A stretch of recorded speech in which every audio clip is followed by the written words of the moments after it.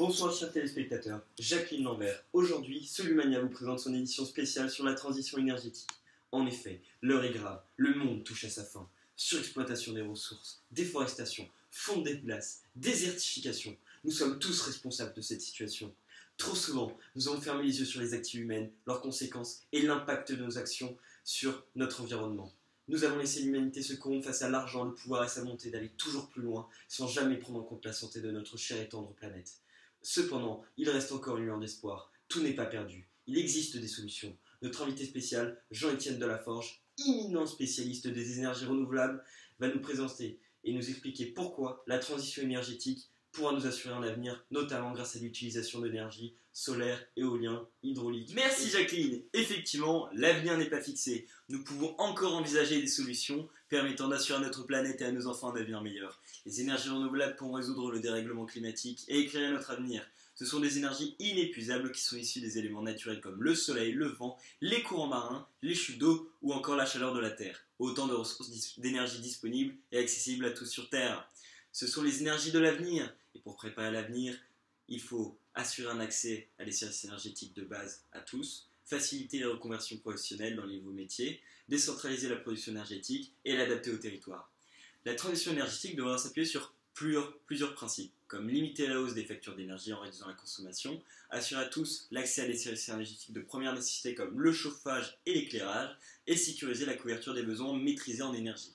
Il faut savoir que chaque seconde dans le monde, plus de 1 million de kilos de CO2 sont émis dans l'atmosphère. Il est donc vital de mettre en place un arrêt progressif des énergies polluantes à risque, génératrices de gaz à effet de serre et présentant des risques technologiques majeurs qui s'appuieraient sur des ressources limitées. Actuellement, selon les pronostics basés sur notre consommation, les énergies fossiles ne seraient disponibles que pour 40 à 70 ans pour le pétrole, 140 à 200 ans pour le charbon, 60 ans pour le gaz naturel et 100 ans pour l'uranium qui fait fonctionner nos centrales nucléaires. Il est donc évident que nous devons nous tourner vers des sources d'énergie plus durables, comme l'utilisation des courants marins, du soleil comme nous l'avons vu précédemment. Surtout sachant que le soleil est encore là pour 5 milliards d'années. Ce graphique nous présente clairement et simplement quelques prévisions concernant la transition énergétique jusqu'en 2050. Ainsi, on peut voir que d'ici 2025, la part du nucléaire dans la production mondiale de l'électricité passera de 75% en 2012 à 50% en 2050. En 2012, la consommation d'énergie fossile de 102 MTEP diminuera jusqu'à atteindre 71,7 MTEP en 2030. Les énergies renouvelables représenteront jusqu'à un tiers de la consommation finale en 2030, contre près de 25% actuellement. Ainsi, en 2050, la consommation totale d'énergie fossile devrait être réduite de moitié. Et c'est ainsi que nous arrivons avec un monde merveilleux où la paix et la sérénité régneront. Bonjour.